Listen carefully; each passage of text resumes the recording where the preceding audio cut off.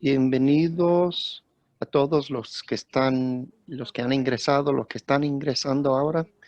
Tenemos ya alrededor de 50 personas que han ingresado. Muchas gracias por estar aquí con nosotros. Esta es la segunda charla de café para el Foro Permanente de Aguas Binacionales.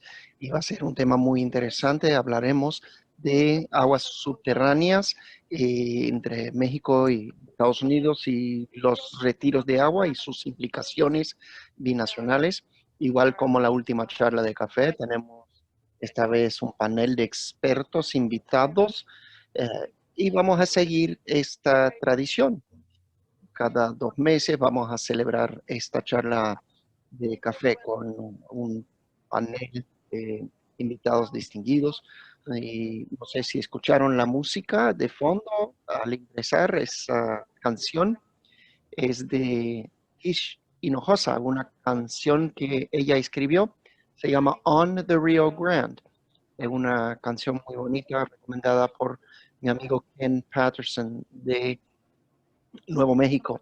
Un muy buen amigo y por eso hemos agregado un poco de música y la idea es tener algo un poco más ameno y cómodo. Eso es lo que pretendemos con esta nueva normalidad. Gracias a todos y a todas por estar aquí y para comenzar me presento, yo soy Rosario Sánchez, directora del Foro Permanente de Aguas Binacionales. Eh, Soy científica de la Universidad de Texas, de Texas A&M, y quiero presentar también a el coanfitrión aquí de la Escuela de Derecho de Texas A&M. Aquí está él, lo pueden ver en esta pantalla. Le voy a ceder la palabra a Gabriel para que hable acerca de los invitados el día de hoy. Y quieren explicar las instrucciones una vez más antes. Sí, voy a explicar un poco. Por favor, mantengan sus micrófonos apagados durante las presentaciones. Van a tener la oportunidad de hacer sus preguntas posteriormente en el programa y van a ver ahí abajo en las herramientas que hay una herramienta para levantar la mano. Cuando lleguemos a ese momento para recibir preguntas, ustedes pueden levantar la mano para hacer sus preguntas y le vamos a llamar para que tomen la palabra. Pueden ver también aquí en la pantalla las instrucciones de cómo escuchar en el idioma preferido de inglés o español. Y ahora voy a pasar a la presentación de los discursantes. Eh, Lamentablemente, Luz Nava no puede estar con nosotros esta vez. Pide disculpas, pero tenemos uh, un grupo excelente de discursantes. Son algunos de los mejores expertos de los temas de agua subterránea. Mario López Pérez es consultor superior de recursos hídricos con más de 40 años de experiencia en el sector de agua mexicano e internacional.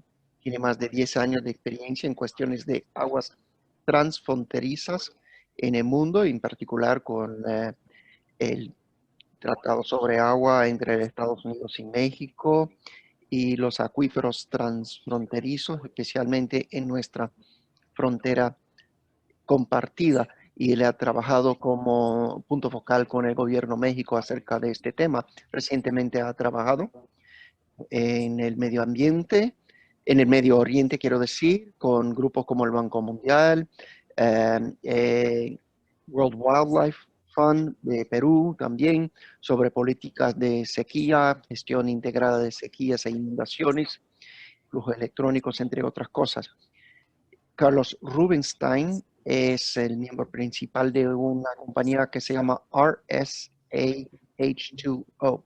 Es una empresa de consultoría ambiental basada en Texas con un fuerte énfasis en temas de agua. Rubenstein se desempeñó como presidente de la Junta de Desarrollo de Agua de Texas de 2013 a 2015. Fue comisionado de la Comisión de Calidad Ambiental de Texas de 2009 a 2013.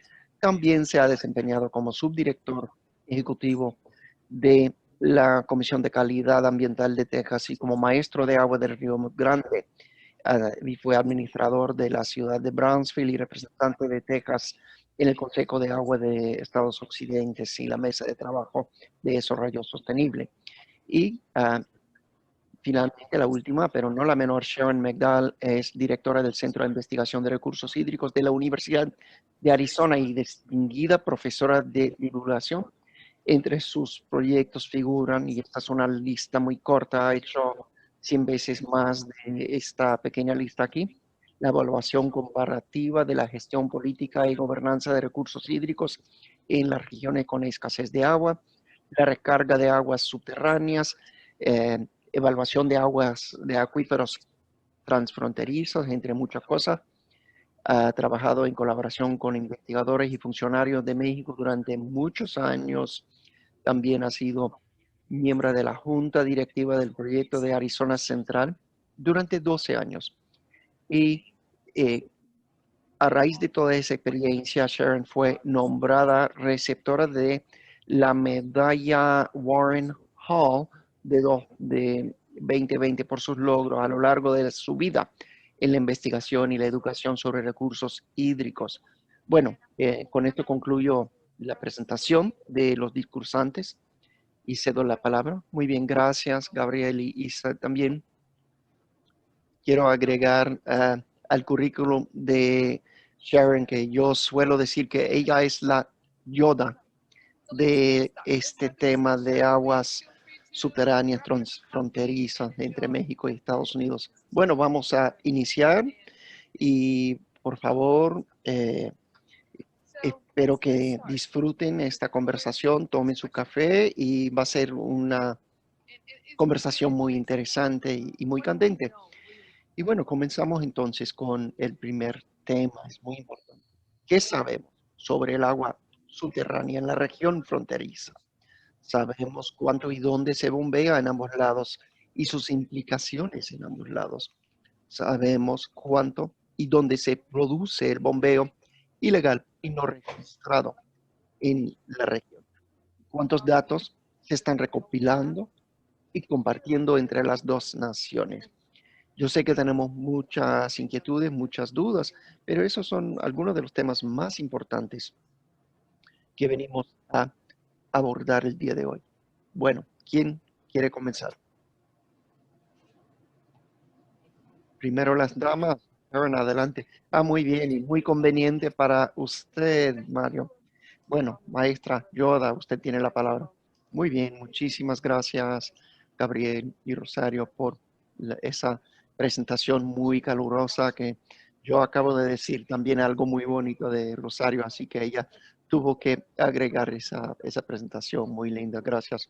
Gracias por invitarme. Yo estuve en la primera charla de café, fue excelente, muy interesante, una conversación muy abierta y franca.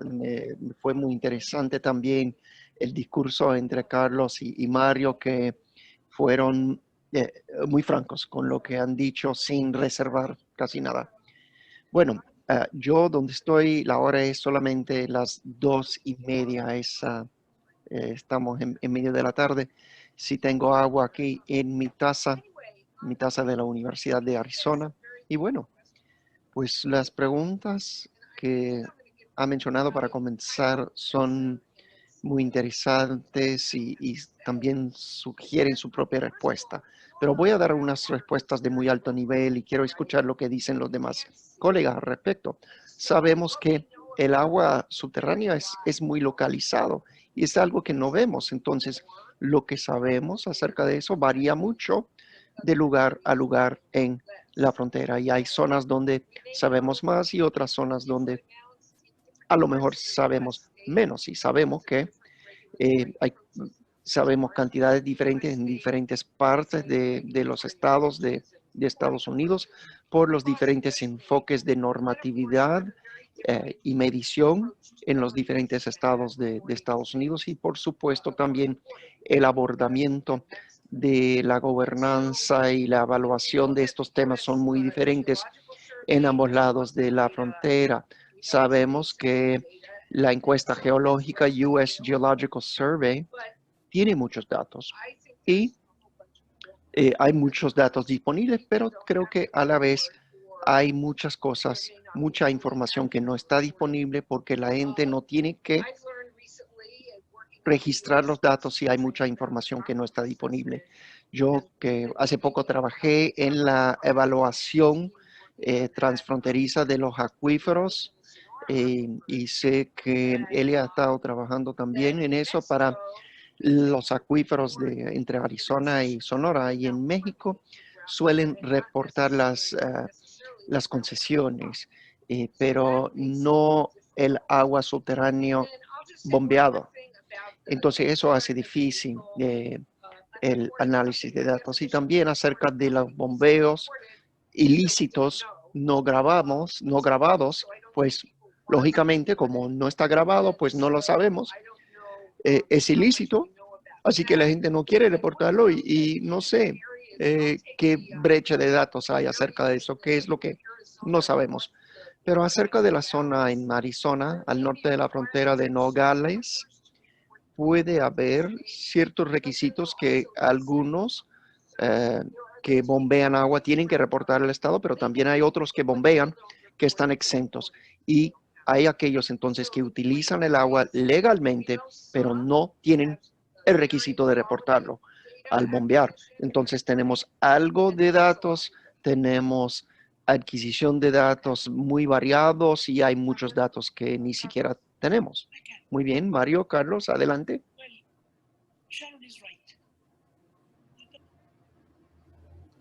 Sharon tiene razón. Hay muchas cosas que no sabemos, no conocemos, pero oficialmente sí conocemos la realidad. México tiene 36 acuíferos oficialmente reconocidos, de los cuales 6, los más importantes, están siendo sobreexplotados. Esto lo sabemos por el registro. La capa freática cada vez disminuye más. Y los más pequeños, los que no son importantes, aparentemente tienen disponibilidad de agua, pero la realidad es que no tenemos información suficiente, hay muy poca información. Y los balances de agua que se publican oficialmente determinados por métodos indirectos, los determinan por métodos indirectos según normas que tienen en cuenta los derechos al agua, o sea, la cantidad de agua que se permite extraer. Hay acuíferos que exigen una información mucho más detallada, pero dicho esto, en general, en la frontera, California, Baja California, la de Sonora y la de Chihuahua y Nuevo México, el agua que fluye de Estados Unidos a México, esto sí lo sabemos, pero al contrario, en la cuenca del Río Grande, allí en ambos lados de la frontera, el agua drena al cauce principal, al río, y podemos decir que los acuíferos, por ejemplo, el más conocido de Galicia, drenan los flujos subterráneos, drenan al río Bravo. Y sabemos que la disponibilidad en Estados Unidos es 11 veces mayor que la de México.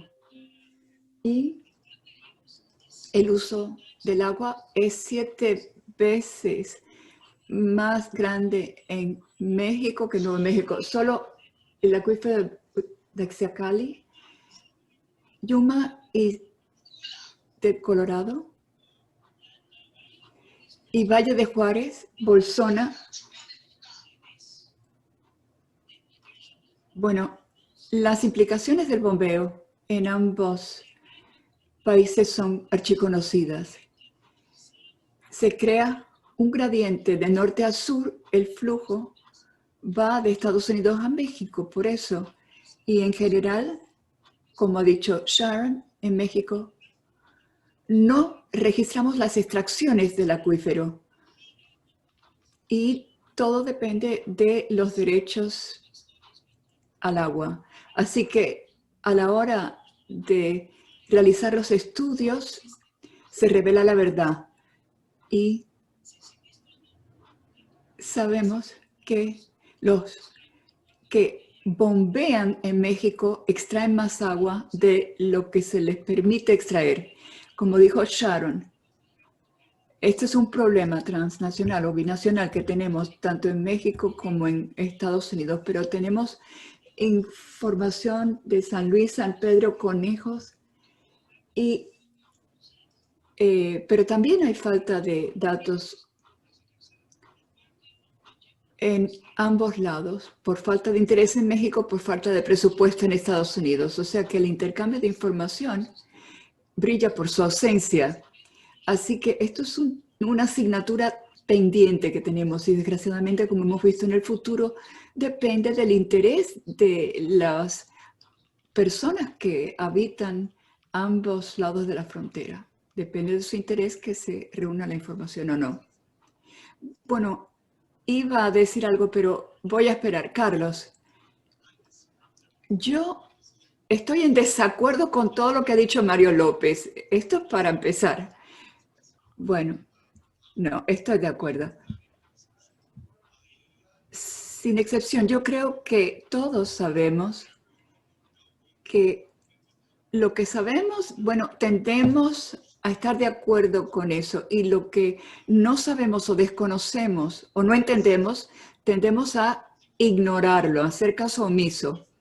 Ahora voy a enfocar esto de manera distinta, porque no quiero repetir todo lo que ha dicho Mario López. ¿Por qué? Porque estoy de acuerdo.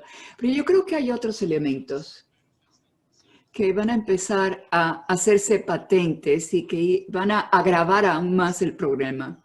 Ya se ha dicho que estamos desarrollando o explotando estas aguas freáticas más allá de lo que pueden resistir.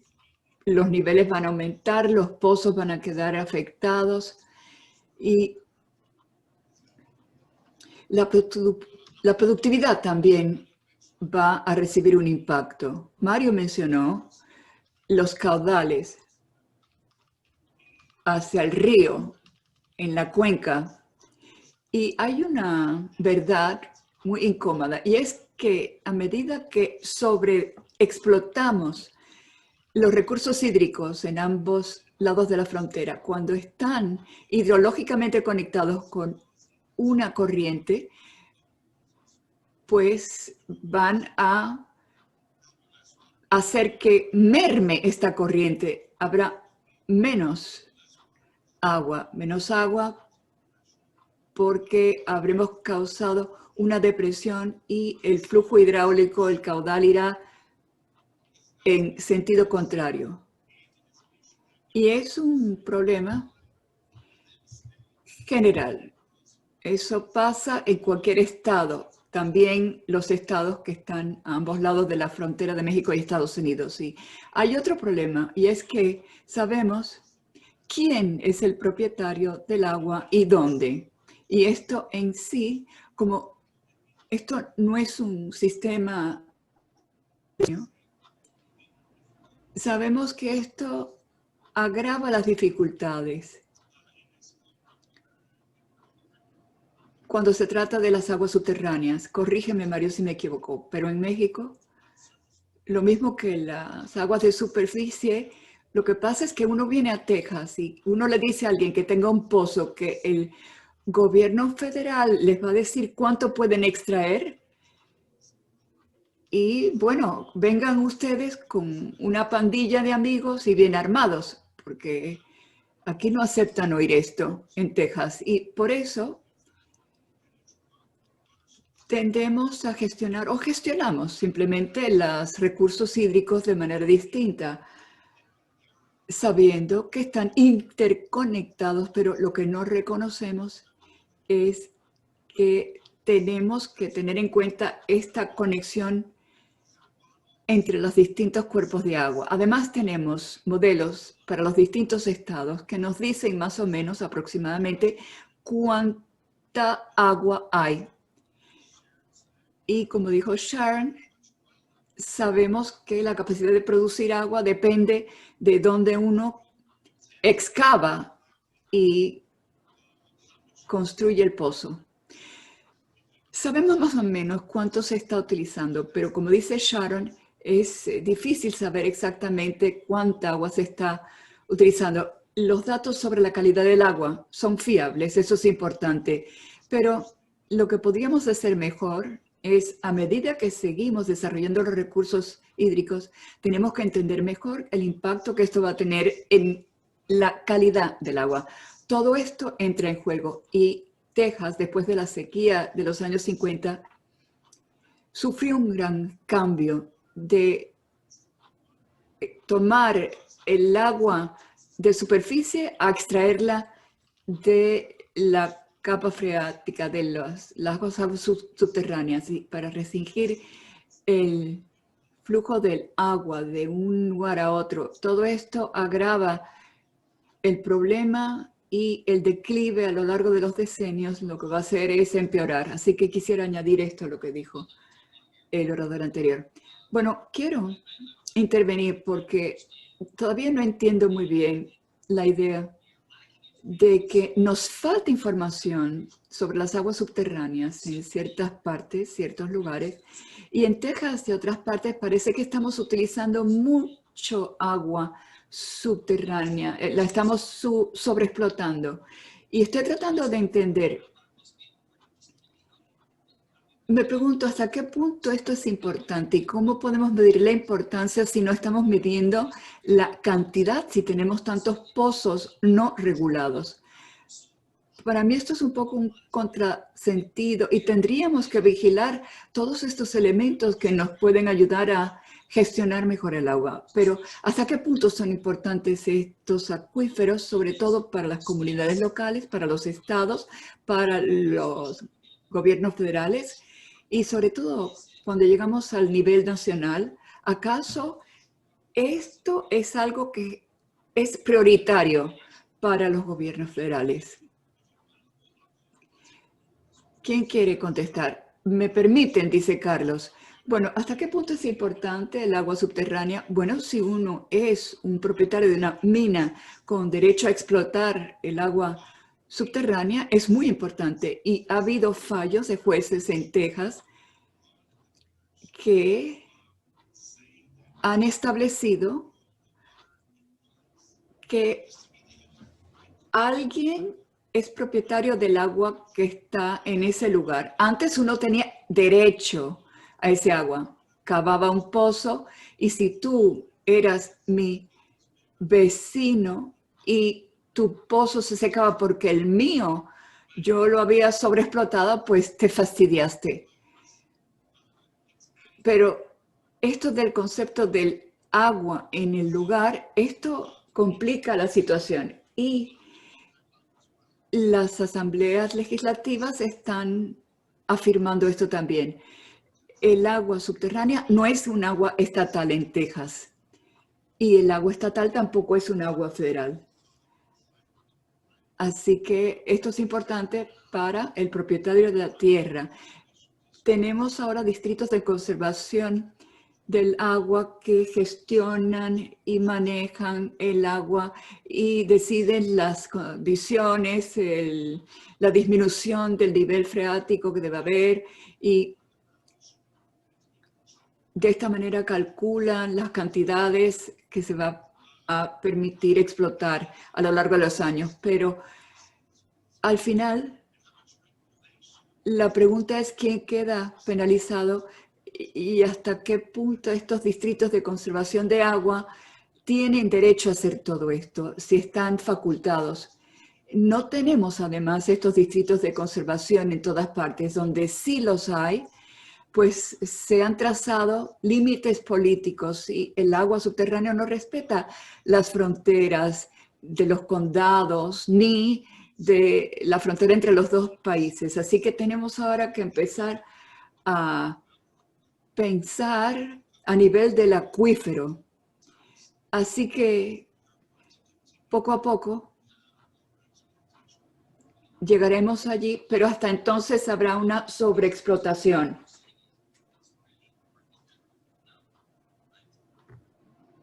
Bueno, entonces me parece que lo que está diciendo que es muy importante al nivel internacional, pero del nivel local no deben tener ninguna voz. Eso me parece que es lo que está diciendo desde el punto de vista de Texas, que bueno, ese es mi punto de vista también, que al fin y al cabo, si estamos de acuerdo o no con la regla de la captura. Esa es la ley, eso es lo que rige y la ley de agua limpia, Clean Water Act, no le dio la facultad al gobierno de Estados Unidos regir el tema del agua limpia. Eso está en manos de los estados y esas son las reglas del juego y tenemos que jugar con esas reglas. Bueno, si me permiten la palabra, yo sé que Mario también quiere opinar, pero si me permiten, yo quiero compartir un poco del punto de vista de Arizona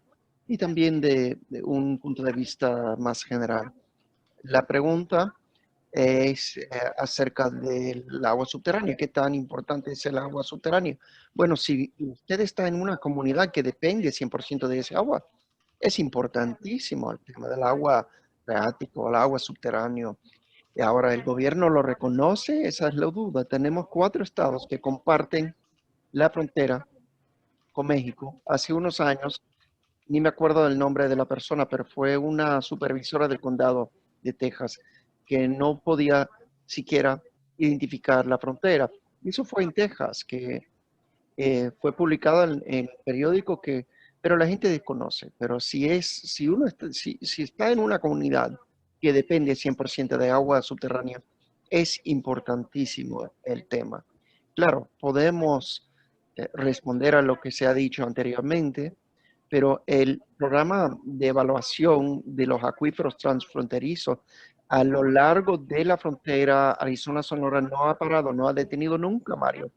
Aunque estamos aquí con nuestra charla de café diciendo que México tiene dinero presupuestado, pero Estados Unidos no tiene, pero posteriormente surgió el tema de que los Estados Unidos sí tenía dinero presupuestado. Veo que aquí tenemos participando a Gilbert Anaya de SILA y hemos estado compartiendo datos, sí, pero no hemos podido hacer lo que la gente ha pedido, que es monitorear de forma colectiva el agua subterránea. Hemos tratado de recopilar datos, hemos hecho un informe sobre el acuífero San Pedro, vamos a hacer un informe, vamos a preparar un informe que abarcará la evaluación de la encuesta geológica USGS, también que abarca los datos recopilados en México y bueno, no sé quién va a revisar este informe, pero sí estamos compartiendo datos. Pero quiero volver a otro punto muy importante que dije al inicio. El tema está muy localizado. Hemos invertido mucha investigación en los acuíferos de San Pedro y, y los ríos. Estos acuíferos llevan el nombre de los ríos. Y volviendo al tema de Carlos, no son acuíferos solamente, sino también los ríos que en nuestro caso normalmente fluyen del sur al norte, el río Santa Cruz, el río Colorado obviamente no, pero Santa Cruz, con la excepción de un segmento, va del sur al norte. También el río San Pedro fluye de sur al norte. Para aquellos que no conocen muy bien los sistemas de los ríos y los acuíferos, pues es algo, cabe destacar eso. Y el otro punto nuevo que quiero mencionar son los niveles de gobierno que solapan y tengo un proyecto nuevo también para investigar el tema del federalismo de agua. Yo como economista estudié el tema del federalismo medioambiental. Yo creo que es algo que aplica también al tema de agua. ¿Y qué debe hacer el gobierno federal acerca de temas de agua? Si bien la gente puede decir que no queremos que intervengan, que se metan con nuestra situación local de aguas, hubo hace unos años un caso cuando un representante de SILA quiso participar en los discursos sobre la regulación de agua subterránea y básicamente no le hicieron caso. Dijeron, el gobierno federal dijo y los estados lo dijeron que no, pero el gobierno federal sí tiene un papel que jugar en este tema y yo creo que eso es una de las preguntas más importantes. ¿Cómo llegar a una respuesta colectivamente acerca de el camino acertado? ¿Qué es lo que debemos hacer? Entonces, le respondo a Carlos que es muy bueno tener derechos de propiedad, pero si no hay agua, pues ¿qué vale la propiedad? No vale nada el derecho de propiedad. Si el agua se va sin eh, eh, poder recargarla de formas naturales, pues en algún momento se va a desaparecer ese agua. ¿Qué podemos hacer? Bueno, Mario, usted tiene la palabra, se le cedo la palabra. Bueno, lo siento, Sharon, pero no estoy de acuerdo en absoluto con usted. Y estoy completamente de acuerdo con lo que ha dicho Carlos. Cuando dije que la evaluación de acuíferos transfronterizas estuvo parado y detenido, eso yo lo que quise decir que aparte de San Pedro, Santa Cruz y Conejos, no hay ningún otro estudio. Y a eso voy. Eso es el punto. A lo mejor pueden seguir investigando los datos ya recabados, pero no hay más. Y esto no nos lleva al otro paso, al siguiente paso, eh, si bien se acuerda. Bueno, dicho eso, y con la excepción del caso de Tijuana, San Diego, en el lado mexicano, Ciudad Juárez y El Paso, los usos domésticos en México no son suficientes y mucho menos la parte industrial para generar interés en los temas de aguas transfronterizas. Es un hecho realmente y el uso básicamente es agrícola. Como se ha pronunciado y como Carlos lo dijo, en Estados Unidos el agua subterránea es derecho, es propiedad privada, pero en México es propiedad de la nación. Y es quizás por eso mismo que no figura en la agenda nacional, con la excepción de algunos casos específicos como aquellos, por ejemplo, en 1973, en, cuando se estableció un límite para los acuíferos en 1973 en la línea divisoria. En este momento se hace una referencia acerca de limitar el alcance general de los acuíferos transfronterizos. Así que esa fecha de 1973 nos dice algo acerca del interés internacional acerca de este tema, lamentablemente. Y es algo que he pronunciado en muchos foros internacionales, que el agua subterránea lamentablemente no se considera como una prioridad por ambos países y lo he observado. En México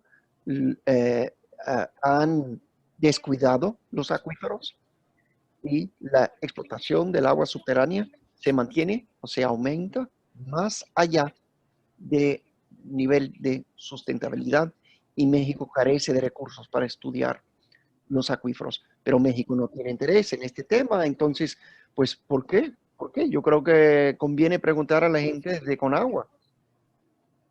Pregúntenlos ahora, porque ojalá que esto va a cambiar, que llegaremos a un punto de cambio.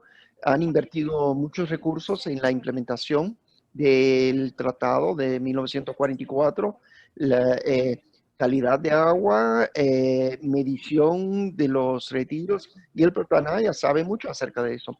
Sin embargo, el agua transnacional solamente figura como un asunto de seguridad nacional en la ley de agua transnacional, pero en México no dan seguimiento. Yo creo que el ejemplo de California nos da un buen ejemplo de seguir, que hacen mejor seguimiento sobre los recursos de agua subterránea y ellos están invirtiendo dinero en esos estudios y en esas evaluaciones y yo creo que vale la pena seguir ese ejemplo y estoy de acuerdo con lo que ha dicho Carlos al respecto.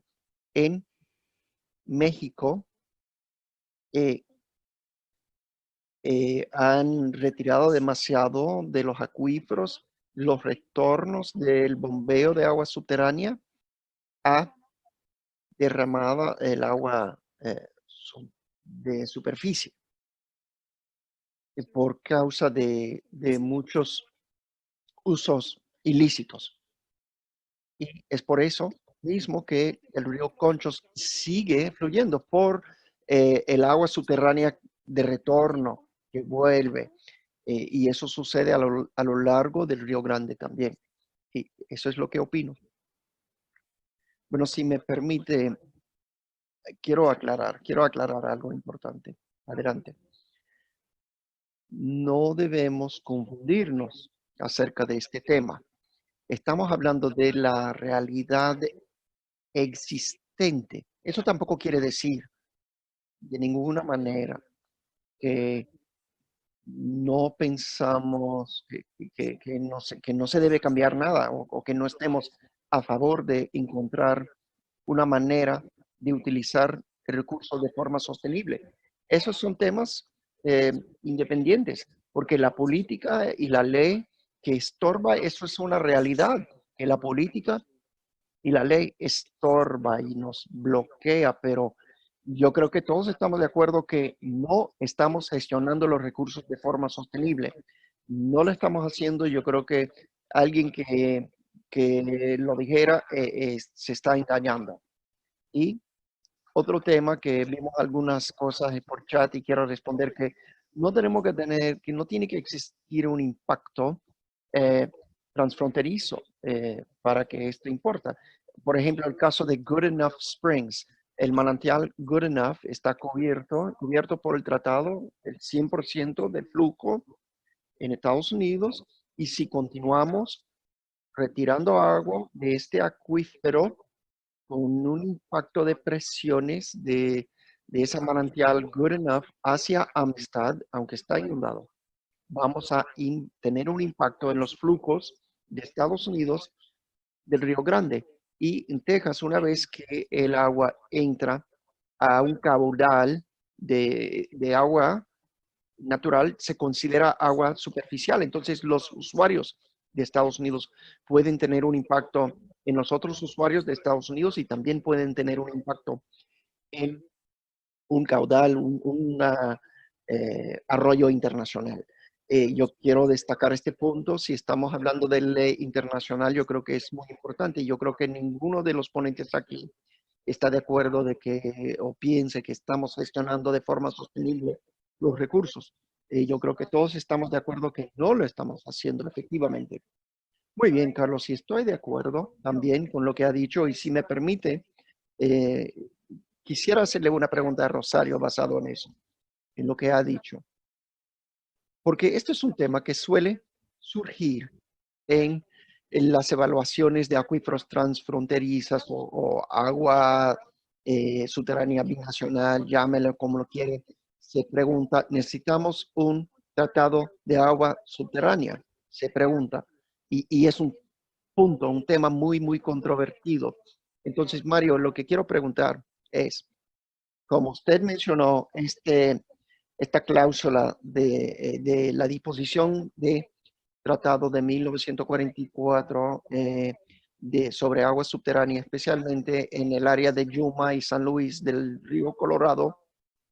Esa es la zona citada por SILA, entre otros, que habilitó que la SILA hiciera ese programa de evaluación de acuíferos transfronterizos, porque surgió el tema y la gente solía preguntar, pues si esta gente gestiona temas de agua de desechos, ¿por qué están investigando temas de agua subterránea? Pero el nexo es esta disposición 42.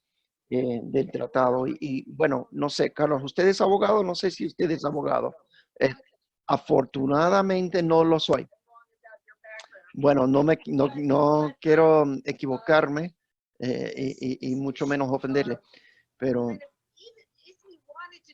este tema, que bueno, inclusive si quisiéramos hacer algo, acepto la premisa de Mario que no es prioridad. Y de igual manera también, Gabriel y yo y otros hemos intervenido en diálogos internacionales con hidrogeólogos internacionales del programa de UNESCO. Todos sabemos que hay que en todos lados es una prioridad muy baja. El tema de agua subterránea transfronteriza es una prioridad baja en todas partes. Pero deseo saber qué opina Mario acerca de esto. ¿Qué se debe hacer para facilitar los acuerdos transnacionales sobre aguas fronterizas? México, cuando cita un tratado internacional, independientemente de cuál sea, inmediatamente da prioridad, por supuesto, a los intereses nacionales. Cuando México dice, podemos enmendar un acuerdo, pues entonces el gobierno federal invierte mucho dinero en ello. Cuando firma México, cuando firmó el convenio de 1944, invirtió mucho dinero en esa ocasión. ¿Por qué México no invierte en aguas subterráneas? No existe un acuerdo, no tenemos ningún acuerdo. Por eso digo que hay que seguir el ejemplo de California. Estudiar la cuestión del dinero. ¿Cómo podemos poner en evidencia al gobierno de México? Pues si firmamos un acuerdo relacionado con, por ejemplo, intercambio de información. No tiene que ser un acuerdo de gestión de los recursos, porque el marco jurídico es tan difícil acertar con él para ustedes y para nosotros, y es muy difícil obligar a los agricultores a cumplirlo. Es su agua, es de su propiedad. Con agua en México, por ejemplo, está tratando de ver cuántos usuarios de agua hay, pero no los pueden obligar a cumplir con la ley porque son demasiado numerosos. Eso es demasiado para con agua. Así que la única posibilidad que yo veo es que firmemos un acuerdo, un tratado, tal vez no ateniéndonos a la disposición 242, sería más bien como una resolución de las Naciones Unidas, o sea, que se emite para proteger los acuíferos, por ejemplo. Ellos son los principales, ellos son los más interesados. México, como dije, tratará de cumplir con esa resolución. Yo apuesto a que siempre y cuando México firme, sea cual sea el alcance del acuerdo, tratará de cumplir e invertirá recursos en el cumplimiento de este acuerdo internacional. Es lo que yo pienso. Bueno, si me permiten intervenir rápidamente, que conste en acta que el agua subterránea en Arizona, la propiedad es del Estado, con derecho de uso por parte del usuario. No soy abogada, pero creo que es así. Y yo creo que la estructura jurídica es distinta a la de Texas, que es única, es excepcional, extraordinaria en todo el país en cuanto al uso del agua subterránea. Y me encantaría conocer lo suficiente como para poder tener una opinión, pero para mí es muy complicado. Y se habló de apuestas y yo pensé, Gabriel apostaría que Estados Unidos no firmaría las directrices sobre el uso de los acuíferos. Yo creo que eso es algo que Estados Unidos nunca va a firmar. Bueno, no son obligatorias, son guías, directrices, así que nadie las tiene que firmar, pero estoy de acuerdo contigo. Bueno, para dar un ejemplo de cómo México trata de cumplir, en 1996, Carla tal vez me pueda corregir si me equivoco, México firmó un acuerdo para la sanidad del agua con la EPA. Este acuerdo tiene el objetivo de ahorrar agua, limpiar el agua que pasa la frontera a Estados Unidos. Y dice el acuerdo que tiene que haber igualdad de recursos por ambas partes, una inversión igual para cumplir con ese protocolo de acuerdo. Y México ha tratado de hacer esto. Así que esto es un ejemplo de cómo se puede impulsar esto. O sea, tenemos que celebrar un acuerdo dentro de SILA. Tal vez SILA es el foro más adecuado para este tipo de debate. Tal vez allí nos podemos poner de acuerdo en SILA. Bueno, quisiera decir algo antes de pasar a la siguiente pregunta, la cuarta, porque también hay preguntas del público que queremos contestar. Hace un par de días hubo una noticia de México.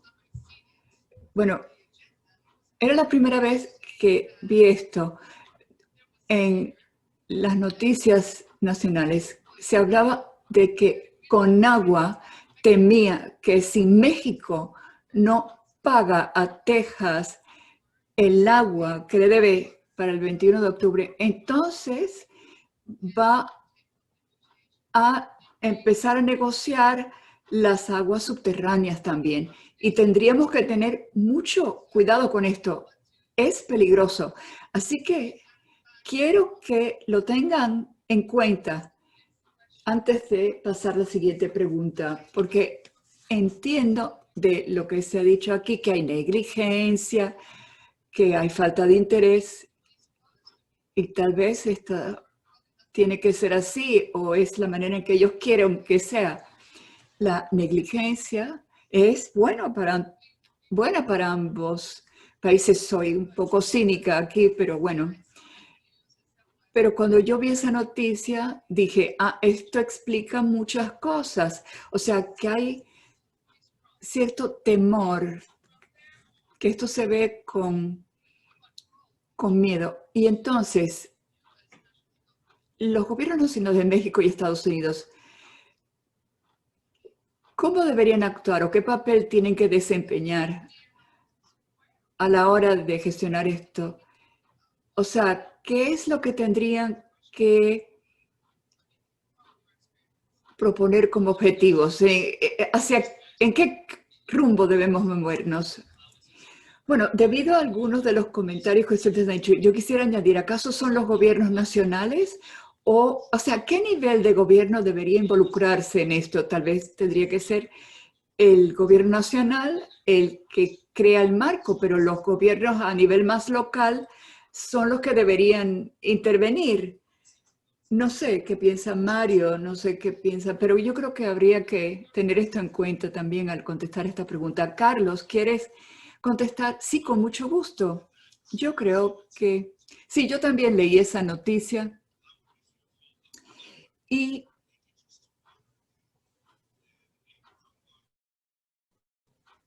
yo creo que esto puede tener un impacto en los acuíferos compartidos, pero tiene otro impacto peor. El tratado tiene que ver con el río Bravo y el río Colorado. Y lo que beneficia a unos debe beneficiar a los demás, para contestar a tu pregunta. Pero sí, creo que hay un papel que desempeñar, un papel, una función que se debería ver como algo que puede restablecer la fe, la confianza. Y esto lo hemos hecho en el pasado. Sharon dice que Arizona hace las cosas distintas, de manera distinta a Texas, y que para ella no tiene sentido ciertas cosas que hacemos. Yo estoy de acuerdo con ella, pero en el pasado, sobre todo como cuando hemos tenido buenas conferencias de la Junta Rectora, la Junta Directiva,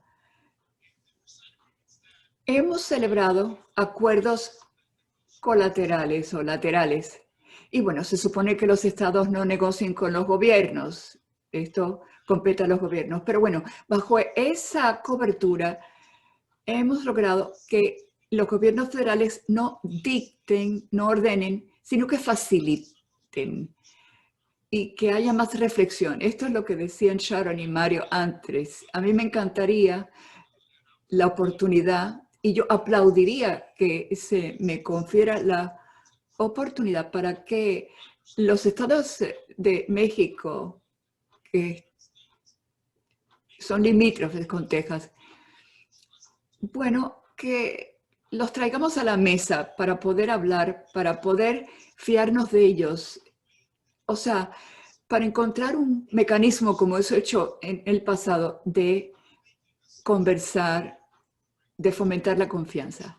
Porque tú estás haciendo suposiciones sobre la disponibilidad del agua que quedan afectados por elementos que uno no conoce porque los del otro lado están utilizando el agua de manera distinta y si esto no se arregla no habrá agua para nadie. O sea que tenemos que encontrar un mecanismo para empezar a conversar sobre estos temas, pero al mismo tiempo hay que reconocer que no podemos atrevernos demasiado, no podemos ir demasiado lejos, extralimitarnos, decir que el gobierno federal va a resolver esto por nosotros. No, hay que encontrar la manera de fomentar el diálogo y este diálogo lo que hará es devolvernos la confianza y esto tendrá un efecto muy positivo también en las aguas de superficie. Así que yo les hago esta propuesta y yo quisiera abundar en esto, porque puede haber muchos mecanismos para celebrar este tipo de conversaciones. En la zona del río Bravo, no sé si esto se conoce, pero los que conocen los temas que afectan al río Colorado, sí. Y lo que quisiera decir es que a pesar de todos estos escollos, obstáculos, discusiones de quién debe hacer qué, gobierno federal, gobierno estatal, quisiera decir que podemos avanzar, superar estos obstáculos institucionales, pero tenemos que resolver estos obstáculos institucionales. También quiero que conste en acta que cada vez que se habla de que se utilice la cuenca hídrica del Colorado para cumplir con el agua que debe las otras cuencas, esto arma un revuelo terrible. Es una idea pésima.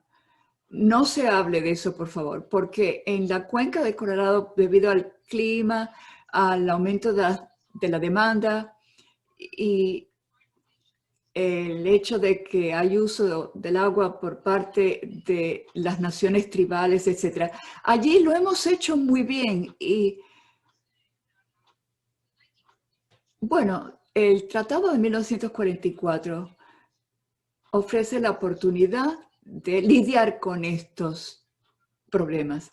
Pero yo creo que los dos gobiernos federales han aplicado muy bien este tratado a través de la Comisión Internacional de Límites y Aguas entre México y Estados Unidos, que ha sido un magnífico instrumento para avanzar. Así que yo quisiera decir que, bueno, tengo anécdotas que contar, pero había alguien que estaba trabajando, ya no trabaja en ello, no sé, pero una persona que habló de cómo las conversaciones se celebraban en relación con el río Colorado. En estas conversaciones participaban mucho más las ONGs y los comisarios de la Comisión Internacional de Límites y Aguas. En 16 años se pudo avanzar mucho, pero hay mucha diferencia en cuanto a la deferencia que se merece el gobierno mexicano y los gobiernos tribales. Y yo no sé si otros aquí han sido testigos de esto, pero yo sí. Y en el río Santa Cruz, una de las propuestas fue una conversación para los temas transfronterizos de ese río en materia de acuíferos y aguas subterráneas, que tenían que avanzar lo mismo que las conversaciones de las demás cuencas, pero no avanzaron mucho. Y yo creo que ha llegado el momento en que todas las partes, el Estado, el gobierno federal, los usuarios del agua, la gente ajena al gobierno, tiene que motivarse para empezar a hablar. Y hubo una crisis como la del terremoto de 2010 que ocurrió el día de mi cumpleaños, nunca lo olvidaré. Pero bueno, este terremoto fue un catalizador de muchas otras cosas referentes a los recursos hídricos de México y Estados Unidos. Y hay que actuar antes de que llegue una crisis de ese tipo. Bueno, sí, estoy de acuerdo con Carlos y también con Sharon que tenemos que pensar en grande primero. Y pensar en grande significa no seguir haciendo lo mismo que hemos hecho en el pasado. Eh, También la ley pública de Estados Unidos, 49448, se debe aplicar. Es una ley que estableció acuíferos de prioridad por aplicaciones culturales y es importante esa ley y tenemos que hacernos valer de esa ley. Como se ha dicho, México cumple con una norma, una ley internacional que se ha promulgado. Tenemos la disposición 242.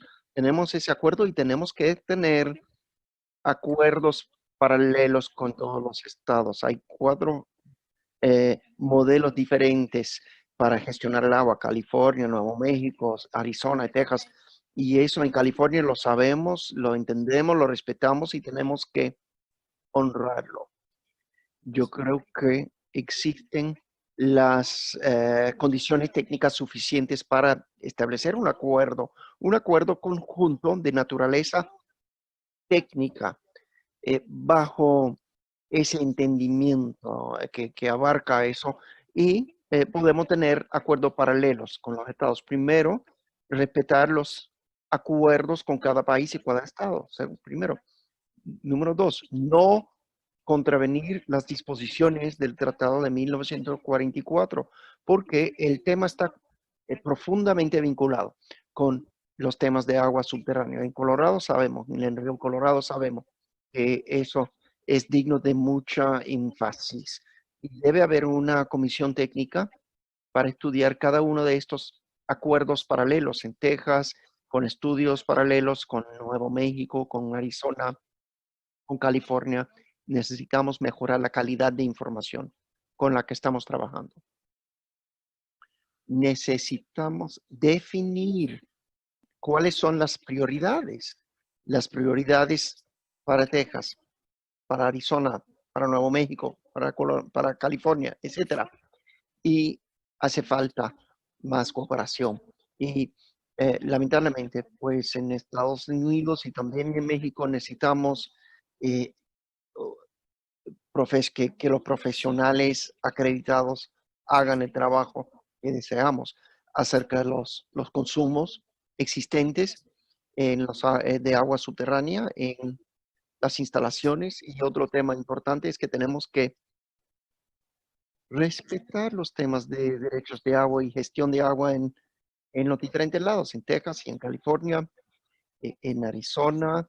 eh, la participación de los interesados, de los actores, se hace con comisiones de agua subterránea. Así se hace en Texas. En Arizona hay otra gestión.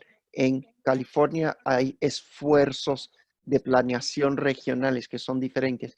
En el lado mexicano tenemos los puntos focales que por algún motivo no se ha establecido todavía, pero es el modelo que existe para la participación del lado México. Y una vez que hemos establecido al nivel binacional los límites sostenibles, entonces dependerá de los grupos de trabajo la gestión del agua tal como ellos desean, sin considerar lo que sucede del lado mexicano, del lado de Estados Unidos.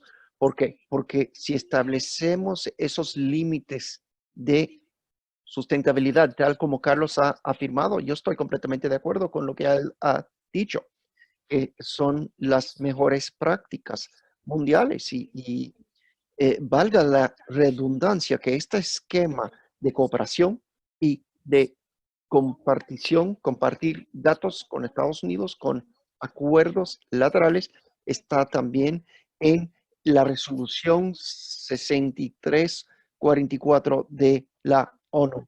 Por eso, no entiendo por qué no lo estamos aplicando.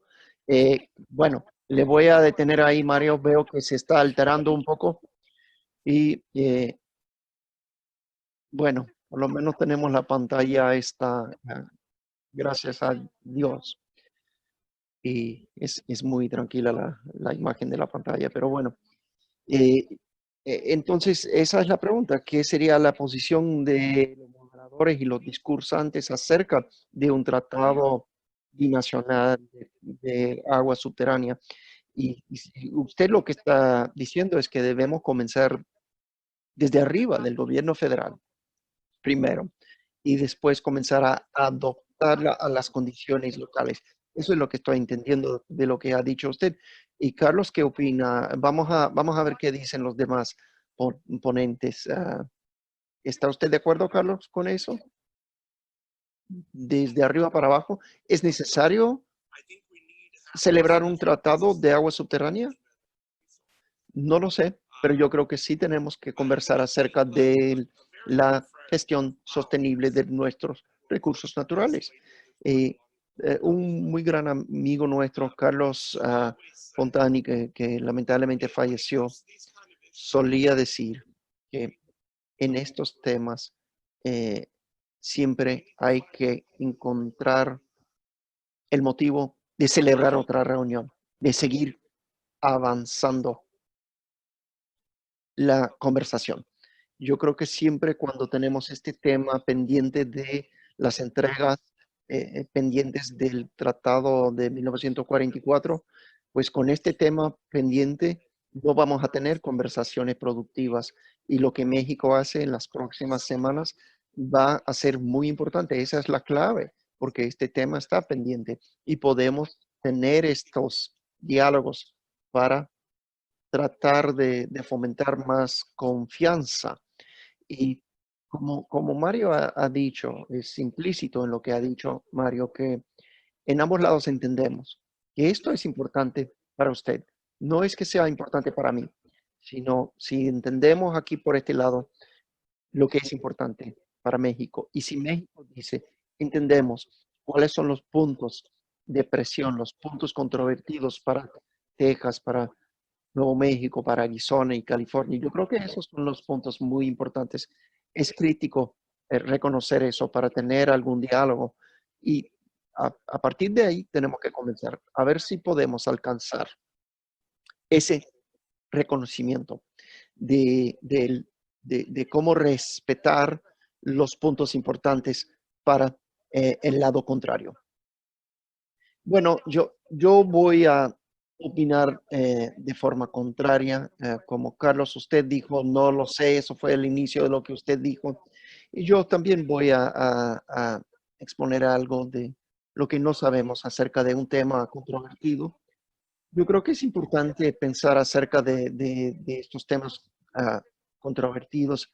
La doctora Elia Tapia, que acaba de terminar su eh, tesis este verano, eh, y esperamos publicar en breve el tercer capítulo de este trabajo, y también comento que estamos trabajando con la doctora Anne Marie Arthin acerca de el Journal, International Journal of Water.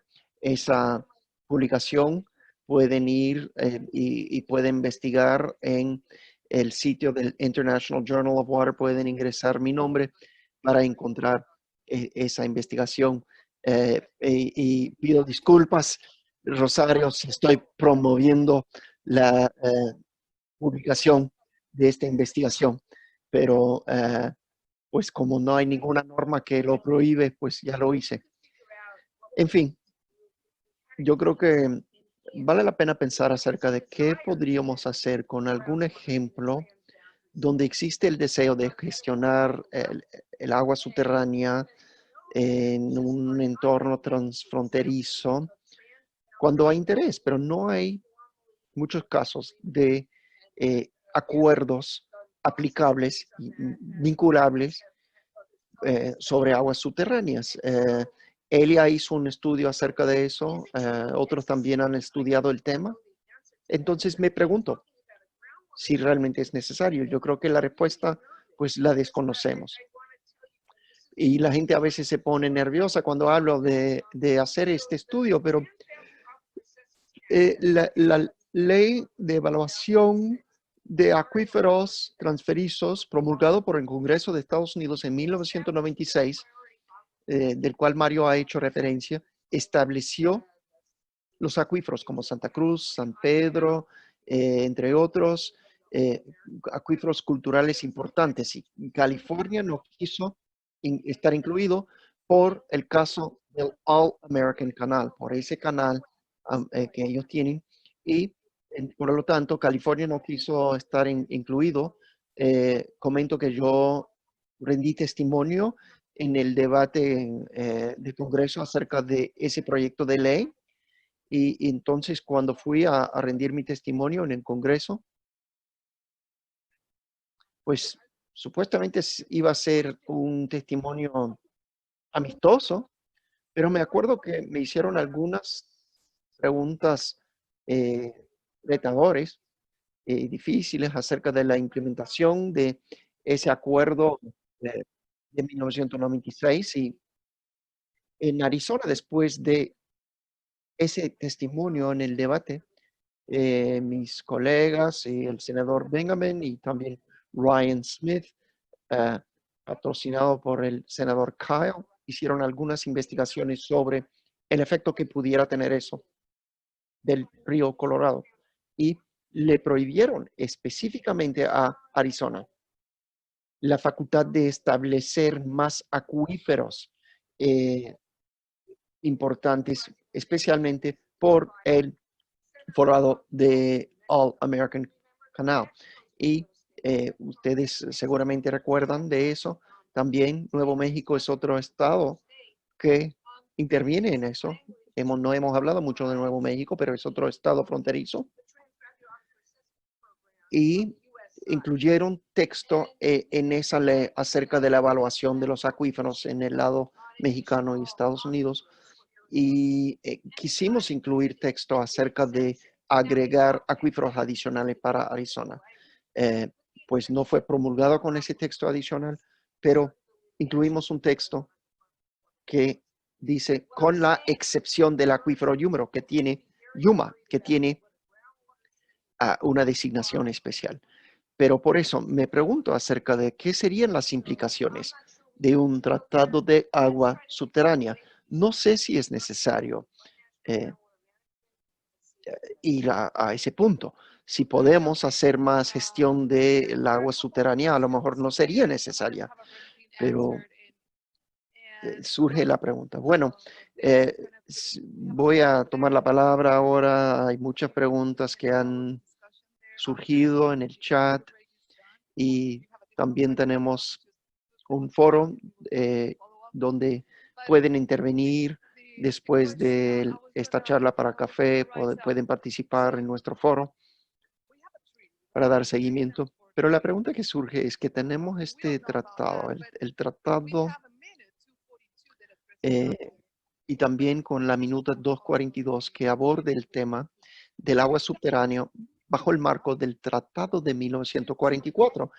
Entonces, ¿a poco no es suficiente ese tratado para integrar la minuta en ese marco, en el mismo marco sobre el tema de agua subterránea? Porque nos dicen que tenemos que tener un enfoque local para ser exitoso, para ser eficientes en nuestra evaluación de los recursos de agua subterránea. Pero si pensamos acerca de un tratado subterráneo de nivel binacional, parece un reto bastante grande que no va a poder alcanzar las necesidades y particularidades locales. Por eso me pregunto si tenemos ahora mismo el marco suficiente para hacer eh, cambios y enmiendas, por ejemplo, como la disposición 242, sí, bastaría con eso, incluir los intereses de los diferentes actores, de los interesados, de los estados, de las entidades locales. Ah, ¿Qué opinan? ¿Qué opinan ustedes al respecto? ¿Me permite hablar primero? Adelante. Primero, antes que nada, deseo aclarar que esta minuta 242 está en favor de un documento, un instrumento de implementación internacional. Pero eso tampoco significa que debe estar bajo o amparado por el Tratado de 1944, porque aunque sí hay acuerdos sobre agua subterránea, las particularidades de las comunidades locales a lo largo de la frontera nos dan la posibilidad de firmar otro acuerdo que no tiene que estar en el acuerdo sobre agua subterránea, pero tiene que incluir otras cosas. Y eso es mi punto, que no es lo mismo, porque si lidiamos con agua eh, de superficie, estamos lidiando con los estados, son 7 estados, y otro estado más también, en Bravo. Pero con el agua subterránea no se trata de estados. Formalmente no estamos involucrando los estados porque son formas diferentes de gestionar el agua subterránea en California, en Arizona, Nuevo México y en Texas. Y por eso el marco general se debe separar del Tratado de 1944. Debe estar alineado con el tratado, pero separado por sus particularidades. En México hay un gran debate que pueden leer en los periódicos, en los, eh, las publicaciones de investigaciones académicas. Se debate si México debe firmar otro tratado. Anoche hicimos esa misma pregunta. Es una pregunta continua y debemos construir algo nuevo y no continuar con eso que ha funcionado para aguas de superficie, pero no basta para el agua subterránea, porque hay muchas cosas que desconocemos. Debemos comenzar desde el principio pero necesitamos información que no tenemos y necesitamos encontrar esa sustentabilidad que no tenemos ahora. Son muchas las conversaciones que tenemos que hacer de forma aparte del marco general del Tratado de 1944. Ese es mi punto. Si me permiten intervenir en mi calidad de abogado. Y Rubén Chávez también quiere intervenir, pero bueno, lo que quería decir desde el punto de vista jurídico es que el tratado cubre el río Bravo y los demás ríos, pero el agua subterránea, bueno, se saca el agua del acuífero y se pone en el río. Y no sé cómo conectar los acuíferos en Nuevo México, por ejemplo, que no están relacionados con el río Bravo, con los de Arizona, que no están relacionados con el Colorado. ¿Cómo se conecta todo esto con el Tratado de 1944? Esto es lo que yo quería decir desde el punto de vista jurídico. Bueno, gracias por plantear esto, porque en primer lugar, en el chat hubo una pregunta sobre la Comisión Internacional de Límites y Aguas de México y Estados Unidos. Y el programa. Y se hablaba de compartir datos y el 242, el programa de evaluación de acuíferos transfronterizos y, en fin. Pero Gabriel, me complace que hayas intervenido porque como persona que no es abogado, como persona que no conoce mucho el 242, pero que lo ha leído, yo lo leo de una manera muy estrecha. O sea, se puede aprovechar y decir que la comisión puede decir que le compete los acuíferos. No está fuera de su competencia, pero yo lo leo de una manera muy restringida, porque ha habido trabajos, estudios que se han interpretado como que se reconoce la importancia del agua subterránea en ese contexto, pero reconocer la importancia no se puede generalizar. O sea, no sé hasta qué punto podemos aprovechar esta disposición 242. Bueno, tendríamos que reunirnos. Bueno, porque Carlos dijo algo muy interesante. Dijo, no estoy muy seguro sobre el agua subterránea, pero tenemos que empezar a reflexionar sobre la gestión sustentable del agua. Y eso es algo distinto. No estamos separando las aguas de superficie de las subterráneas. Estamos hablando de un sistema. Tenemos que concentrarnos en esto. Yo tampoco soy abogado y voy a callar a Gabriel. Le voy a quitar el micrófono, le voy a apagar el micrófono porque no creo que haya nada en el tratado que prohíba plantear las cosas de esta manera desde el punto de vista jurídico, técnico o práctico. Si queremos ir por ese camino que es el más recomendable desde el punto de vista político. Así que ahora doy la palabra a Carlos, un par de minutos antes de terminar. Bueno, yo creo que el Tratado de 1944 se puede utilizar de manera constructiva sin crear un vínculo o sin dar pie para que el gobierno federal interfiera en los derechos del agua. Y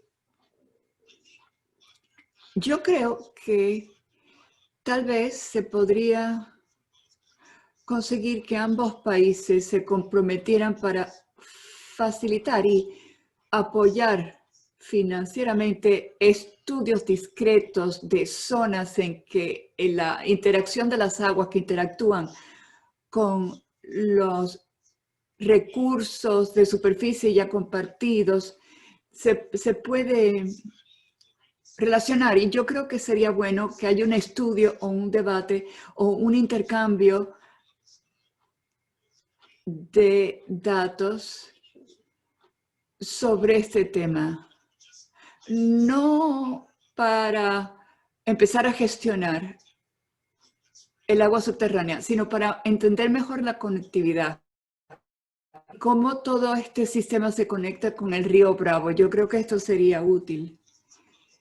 Y es un paso muy positivo. Y bueno, termino. Ha sido un placer intervenir aquí.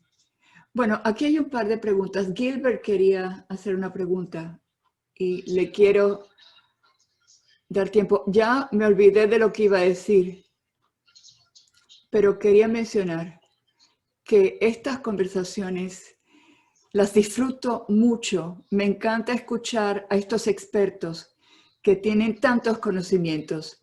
Yo creo que desde mi punto de vista, lo que puedo decir es que hemos podido fomentar muchas cosas a partir del Tratado de 1944 que tienen que ver con otras cosas que no son las aguas superficiales o subterráneas. Por ejemplo, el río Colorado. Hemos podido tomar medidas de conservación para que México acumule agua en presas y también se está mejorando el delta, se está restaurando y tenemos que hacerlo, el delta del río Bravo, porque, en fin, todo esto será beneficioso, son todos logros y gracias a la disposición 242 y gracias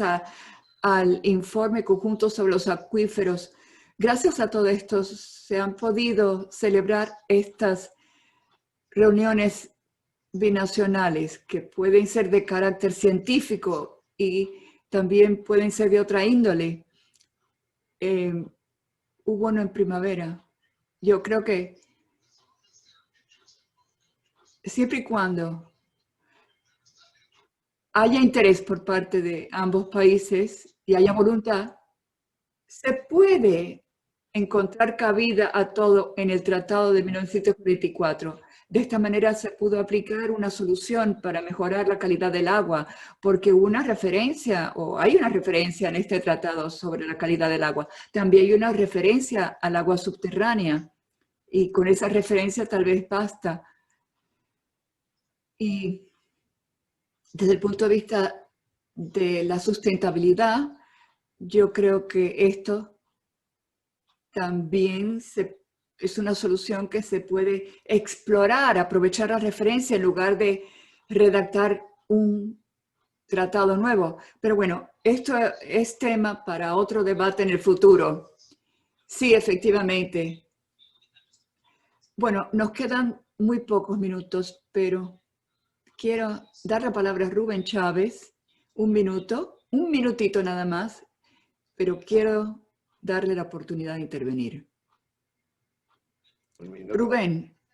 Sí, gracias. Estoy.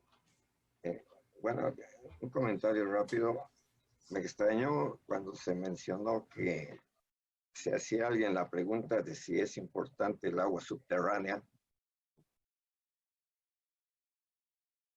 ¿Perdón?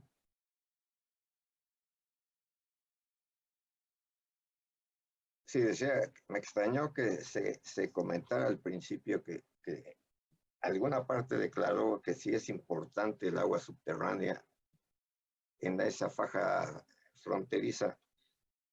Me extraña porque pues, esa faja se encuentra precisamente en la faja de los grandes desiertos del mundo. Y prácticamente el agua subterránea ahí es esencial para todos los sectores. De hecho, en el medio rural, en la agricultura misma, en el abastecimiento a las principales ciudades y muchas de las industrias dependen del agua del subsuelo principalmente.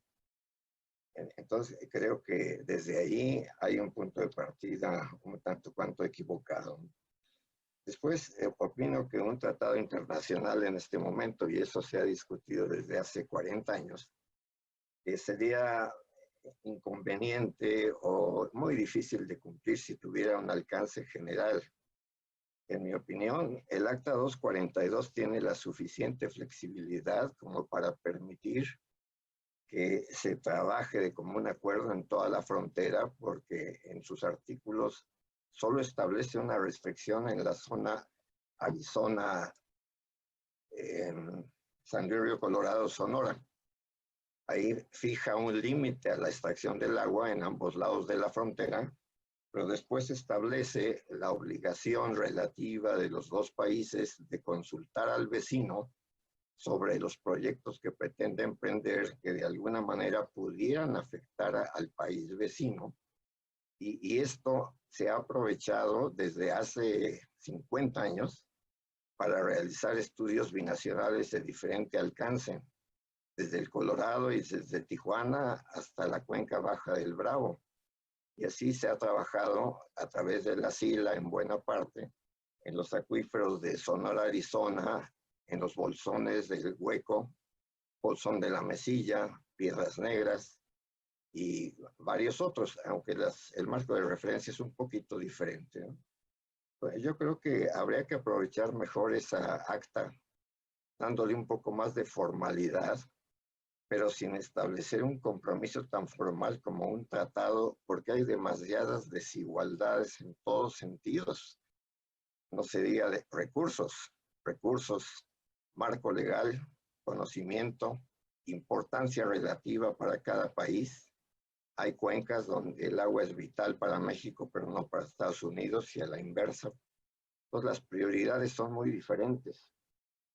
Además, en opinión personal, me temo que en la presente administración, el medio ambiente y el agua en particular, y todavía más en particular el agua subterránea, no esté recibiendo absolutamente ninguna prioridad, ningún interés. Entonces, no podríamos, creo yo, en el curso de esta administración, cumplir con unos compromisos que se establecieran en ese tratado. Yo creo que se tendría que trabajar.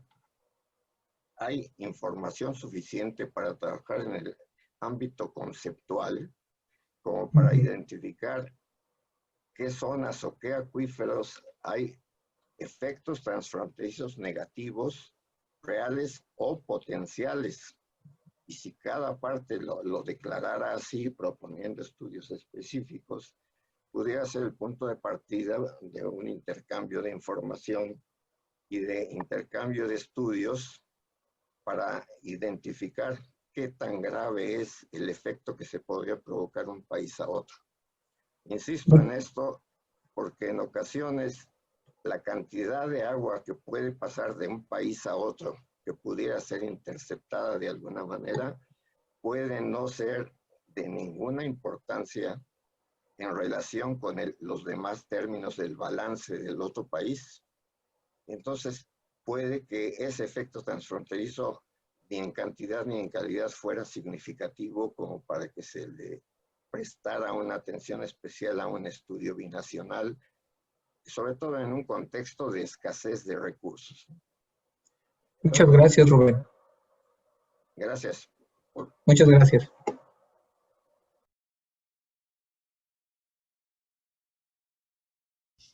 Muchísimas gracias, gracias por esta contribución y doy las gracias a todos por sus aportaciones, pero nos hemos pasado de la hora y para resumir rápidamente, incluso basándome en lo que dijo Rubén, parece que hay cierto pesimismo en cuanto al interés o la prioridad que se concede a nivel nacional, que el nivel nacional concede a lo que está pasando en las fronteras, pero esta comunidad parece estar muy interesada y también están interesadas las comunidades locales que dependen de estos recursos hídricos. Hay buenos ejemplos de cooperación en Arizona, Sonora y en otras zonas en que se comparten los recursos. ¿Y qué es lo que debemos hacer ahora? Bueno, pues sobre la base de lo que he escuchado, yo creo que hay margen para cooperar y colaborar, sobre todo a nivel local y sobre todo, bueno, no a nivel de gestión. Tal vez no estamos preparados o listos para celebrar otro acuerdo formal, pero sí podemos empezar a conversar, a fomentar la confianza entre los países y tal vez hacer lo que decía Mario, celebrar acuerdos locales entre estados o entre comunidades. Esto es lo que he dicho aquí y yo creo que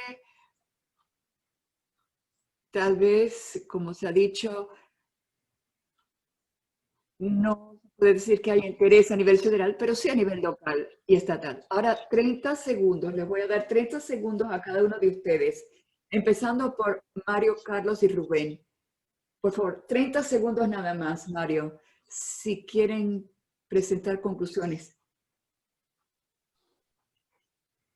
Muy bien, gracias, Gabriel. Yo creo que el desafío inicial es asegurarse que se dé la prioridad al estudio de los acuíferos. Esto para mí es imprescindible y esto a su vez implica también romper con la renuencia de compartir información de lo que está sucediendo con el río Colorado. Esto es crucial, es imprescindible, tenemos que comenzar y comenzar paso a paso. Gracias.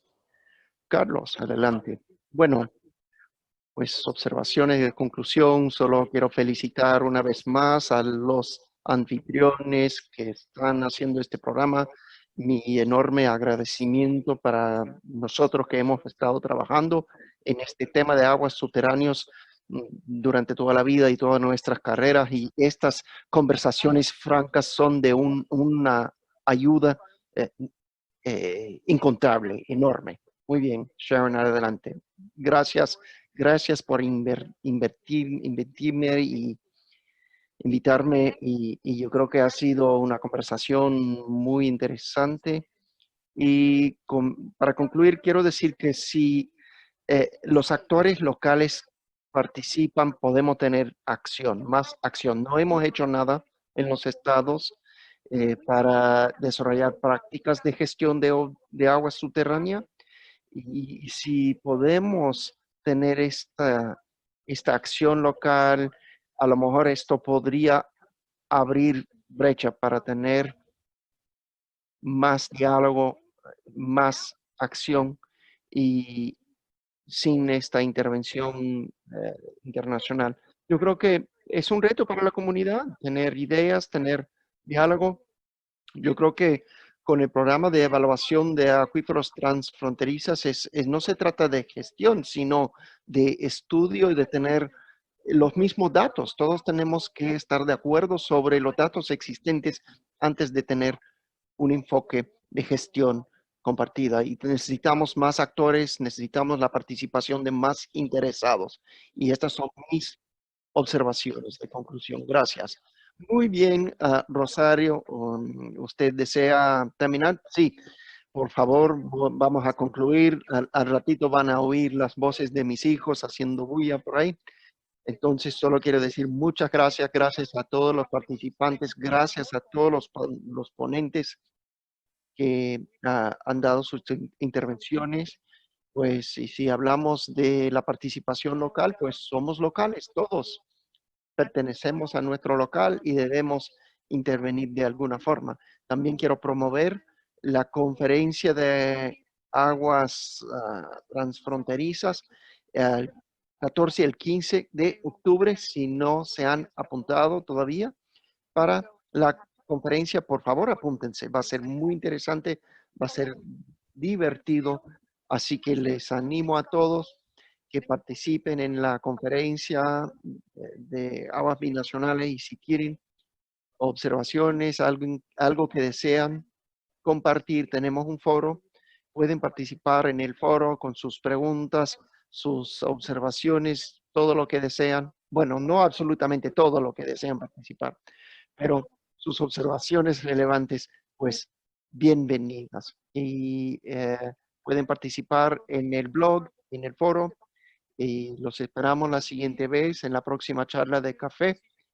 Esperamos tener más participación local en este proceso, en este diálogo, y es un proceso de tomar decisiones realmente, y es por eso que estamos muy agradecidos que han participado. Gracias al comité, gracias a los que han participado en este foro, gracias a nuestro equipo excelente. Vamos a poner un poquito de música.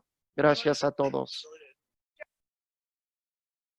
Muy bien, Sharon, Yoda, gracias. Hasta luego. Muchas gracias. Sí, a todos.